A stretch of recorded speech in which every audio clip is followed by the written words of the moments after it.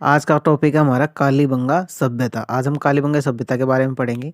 देखो मित्रों कि कालीबंगा का शाब्दिक अर्थ होता है काले रंग की चूड़ियाँ, और एक कालीबंगा जो शब्द है वो सिंधी भाषा का शब्द है। कौन सी भाषा का? सिंधी भाषा का। अब इसकी खोज देखो किसने करवाई। इसकी खोज अमलानंद घोष ने 1952 में की, तथा इसके उत्खनन का कार्य ब्रजवासी लाल, जिसे शॉर्ट में बीबी लाल कहते हैं, तथा बालकृष्ण थापर, जिसे शॉर्ट में कभी कभी बी के थापर भी मिलता है हमको, ये 1961 और 62 में करवाए। ये हनुमानगढ़ जिला मुख्यालय के दक्षिण पश्चिम स्थित है। कहाँ है? हनुमानगढ़ जिले में, और उसके भी दक्षिण पश्चिम में। और इसकी खोज अमलानंद घोष ने करवाई, और इसका उत्खनन किसने करवाया? बीबी लाल ने और बी के थापर ने। ठीक है मित्रों। नेक्स्ट देखो, इसे किन किन उपनामों से जाना जाता है। इसे कांस्य युगीन सभ्यता, नगरीय सभ्यता, आदि ऐतिहासिक सभ्यता, पश्चिम हड़प्पाकालीन सभ्यता तथा हड़प्पाकालीन सभ्यता और प्राक हड़प्पाकालीन सभ्यता आदि नामों से भी जाना जाता है। नेक्स्ट है अपना इतिहासकार दशरथ शर्मा ने कालीबंगा सभ्यता को सिंधु घाटी साम्राज्य की तीसरी राजधानी कहा है। तो पहली राजधानी और दूसरी राजधानी कौन सी थी? पहली राजधानी थी हमारी हड़प्पा और दूसरी राजधानी थी हमारी मोहनजोदड़ो। ठीक है। नेक्स्ट है कि यह सरस्वती नदी और गगन नदी पर स्थित है। तो सरस्वती और गगन नदी के किनारे स्थित है। ये उपनाम है सरस्वती और गगन नदी का। ठीक है। यहाँ साक्ष्य रूप में देखो खुदाई में क्या क्या मिले। यहाँ खुदाई में विश्व में सर्वप्रथम भूकंप के साक्ष्य, तो सर्वप्रथम भूकंप के साक्ष्य ऐसे मिले। जूते हुए खेत, लकड़ी की नाली, शैलचिकित्सा की जानकारी प्राप्त हुई है। यहीं से 7 हवन कुंड, युगल समाधि, एक पल्ले के दरवाजे, कलश समाधान, बेलनाकार मोहरे, अलंकृत ईंटें, अंडाकार या चिरायु कब्रें भी यहीं से मिली हैं। नोट देखो इसमें क्या है कि यहाँ मंदिर व जल निकास की व्यवस्था नहीं थी। अर्थात हम कहेंगे कि यहाँ मंदिर व जल निकासी का अभाव पाया गया है। और दूसरा इसी के अंदर क्या है कि यहाँ कपाल छेदन, जिसे साइंस की भाषा में हाइड्रोस्पोलिसिस कहेंगे, ये शल्य चिकित्सा का एक प्रकार है, वो भी यहीं पे पाया गया था, इससे संबंधित है। ठीक है। यहाँ पर सजावटी अलंकृत फर्श, मिश्रित फसलें यानी 2 फसलों का समूह, जैसे कि जौ और गेहूं का, या ऑप्शन में अपन को मिलेगा चावल या गेहूं के साक्ष्य भी मिले हैं। KUR केनेडी के अनुसार इस सभ्यता का पतन संक्रामक रोग से हुआ है। भाई केनेडी क्या कहते हैं कि इनका पतन हुआ है इस सभ्यता का, वो संक्रामक रोग की वजह से हुआ है, जबकि अन्य इतिहासकार ये मानते हैं कि इसका पतन प्राकृतिक आपदाओं के कारण हुआ है। हमारा टॉपिक है आहड़ सभ्यता। तो अब हम आहड़ सभ्यता के बारे में पढ़ेंगे। देखो, आहड़ सभ्यता की खोज अक्षय कीर्ति व्यास ने 1953 में करवाई। तो खोज का श्रेय किसे जाता है? अक्षय कीर्ति व्यास को 1953 में। ठीक है। इसका उत्खनन का कार्य देखो किसने करवाया। इसका उत्खनन कार्य सर्वप्रथम 1955 और 56 में RC अग्रवाल ने करवाया, जिनका पूरा नाम क्या था? रतन चंद्र अग्रवाल।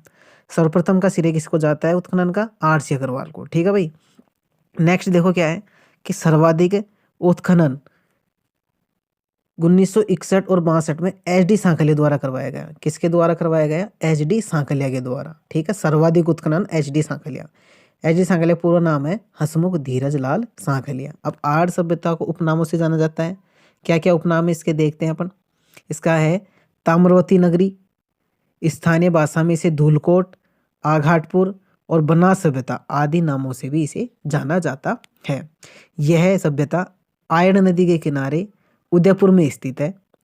आयड़ नदी बनास की सहायक नदी है। बनास नदी क्या है? सहायक नदी, इसलिए इसे बनास संस्कृति के नाम से भी जाना जाता है। आहड़ सभ्यता से पाषाण, ताम्र तथा लोहयुगीन अवशेष मिले हैं कि यह सभ्यता लगभग 4000 वर्ष पुरानी सभ्यता है। यहाँ सर्वाधिक तांबे के उपकरण मिले हैं, इसलिए इसे ताम्र नगरी भी कहा गया है। क्या कहा गया है? ताम्र नगरी। यहाँ तांबा गलाने की भट्टी मिली। यहाँ पर मिट्टी से बनी बैल की आकृतियाँ मिली हैं, जिसे बनाशियल बुल कहा गया है। ठीक है। बैल की आकृतियों को बनाशियल बुल कहा है। यहाँ छपाई करने के ठप्पे, आटा पीसने की चक्की, लाल काली मिट्टी के बर्तन व अनाज रखने की मिट्टी की कोठी, जिसे कि गोरे या कोठ नाम से जाना जाता है, वो भी यहीं पर मिले हैं। इंपॉर्टेंट फैक्ट देखो कि लाल काले मृत भांड, कृष्ण लोहित मृत भांड वाले संस्कृति का प्रमुख केंद्र आहड़ सभ्यता रही है। तो क्या मिले? या तो गोरे और कोठ, और दूसरा है काले मृत भांड या कृष्ण लोहित मृत भांड। ठीक है। नेक्स्ट है 2 व 3 मुंह वाले चूल्हे मिले हैं, कहीं कहीं पर 6 मुंह वाले चूल्हे मिले हैं। यहाँ पर 6 यूनानी ताम्र मुद्राएं तथा 3 मोहरें मिली हैं। इन मुद्राओं को इंडो ग्रीक मुद्राएं कहा गया। इन मुद्राओं के एक तरफ तो त्रिशूल तथा दूसरी तरफ यूनानी देवता अपोलो का चित्र बना हुआ है। क्या बना हुआ है? अपोलो का चित्र।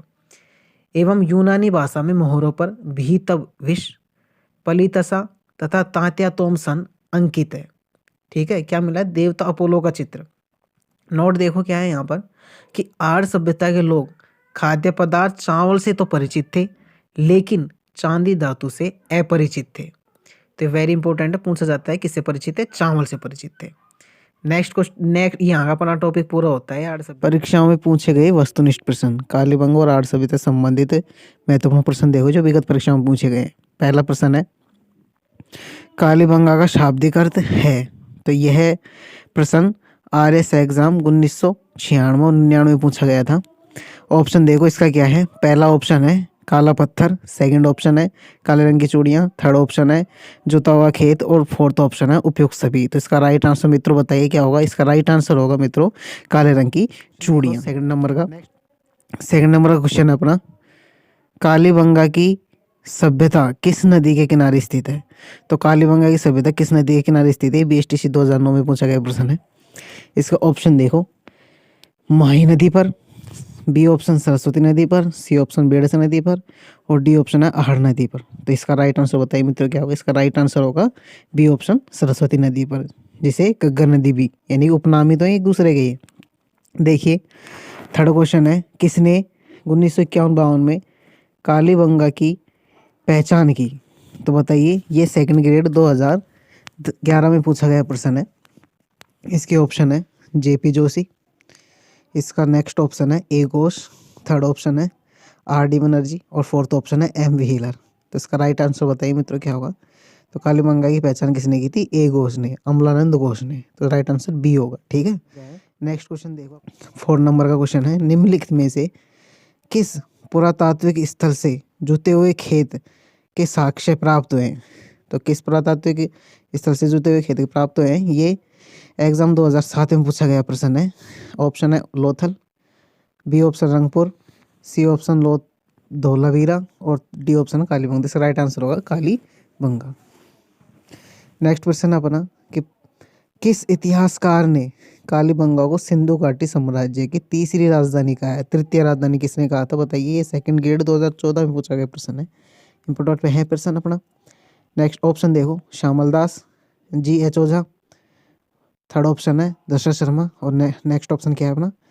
दयाराम साहनी। तो मित्रों इसका राइट आंसर हमारा होगा Dasharath Sharma, option number C right हमारा क्या है कि निम्नलिखित में से कौन सी वस्तु आहड़ सभ्यता से संबंधित नहीं है। ये सेकंड ग्रेड 2017 में पूछा गया प्रश्न है। यहाँ पर आपको नहीं देखना है।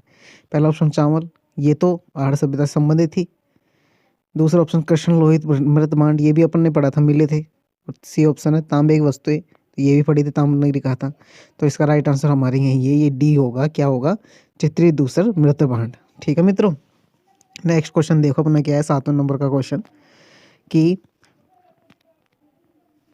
प्रोफेसर HD सांकलिया के द्वारा या के निर्देशन में किस सभ्यता का उत्खनन हुआ था। तो HD सांकलिया का मैंने बताया था आपको जब मैंने पढ़ा था। ये सेकंड ग्रेड साइंस 2011 में पूछा गया प्रश्न है। कालीबंगा का, option B Ganeshwar, option C Ahar सभ्यता और ऑप्शन डी बैराट सभ्यता। तो हमने पढ़ा था आहड़ सभ्यता। तो इसका राइट आंसर क्या होगा मित्रों बताइए जल्दी। इसका राइट आंसर होगा आहड़ सभ्यता। नेक्स्ट क्वेश्चन देखिए अपना क्या है। इसका नेक्स्ट क्वेश्चन है अगला, आहड़ संस्कृति के अवशेष कहाँ से मिले हैं। तो ये PTI 2014 में पूछा गया प्रश्न है। तो बताइए बीकानेर से, उदयपुर से, पीलीबंगा से या सीकर से। तो इसका राइट आंसर आपको बताइए मित्रों, बताइए क्या होगा। इसका राइट आंसर होगा बी ऑप्शन उदयपुर से। ठीक है, जहाँ पर आहड़ सभ्यता स्थित है।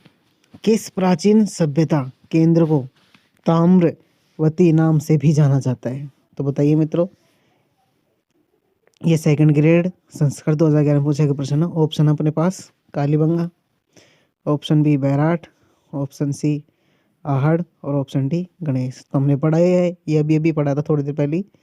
तो इसका राइट आंसर होगा आहड़ सभ्यता। नेक्स्ट क्वेश्चन देखो मित्रों अपना। ये प्रश्न कराने का मकसद ये है कि हमने जो पढ़ा है उनमें से ही प्रश्न आते हैं, कहीं बाहर से नहीं आते। बनास संस्कृति उनमें से किस स्थल से संबंधित है? देखो सेकंड ग्रेड 2011 में पूछा गया प्रश्न, तो ये भी इंपॉर्टेंट है। जो हमने पढ़ा है वो सारे इंपॉर्टेंट है, ठीक है। अब देखो बैराट, कालीबंगा, गणेश्वर और लास्ट ऑप्शन क्या बच जाता है? आहड़। तो बताइए क्या होगा? बनास संस्कृति, आहड़ सभ्यता। क्यों? क्योंकि ये कहाँ पर स्थित है? आयरन नदी के किनारे। और आयरन नदी किसकी सहायक नदी है? बनास नदी की, इसलिए इसको बनास संस्कृति भी कहा जाता है। ये फैक्ट अपन ने देखा ही था, पुनः और देख लेंगे एक बार, ठीक है मित्रों। तो हमने जो पढ़ा है जो इम्पोर्टेंट है इसको ध्यान रखें। अब देखो मित्रों कि पार्ट 1 में हमने कालीबंगा सभ्यता और आहड़ सभ्यता को पढ़ लिया है, ठीक है। अब मैं पार्ट 2 भी अपलोड करूँगा जिसमें बैराट सभ्यता और गणेश्वर सभ्यता को पढ़ेंगे। तो ये सभी सभ्यताएं महत्वपूर्ण है पॉइंट ऑफ व्यू, एग्जाम के पॉइंट ऑफ व्यू से, ठीक है। नेक्स्ट पार्ट आएगा उसको भी जरूर देखें, उसमें भी एक महत्वपूर्ण तथ्य मिलेंगे और विगत परीक्षा में आए गए प्रश्न भी आपको देखने को मिलेंगे। ये सभी सभ्यता आरपीएससी के जितनी भी एग्जाम हुई उनके लिए इम्पोर्टेंट है। मोस्टली तो क्या है कि जो सेकंड ग्रेड है उसकी जो सिलेबस दिया है ना उसके अंदर ये मेंशन किया गया इन चारों सभ्यताओं को। तो इन चारों सभ्यताओं से वहाँ पर एक प्रश्न आना अनिवार्य हो जाता है, इसलिए सेकंड ग्रेड के लिए अति महत्वपूर्ण है। Thank you guys.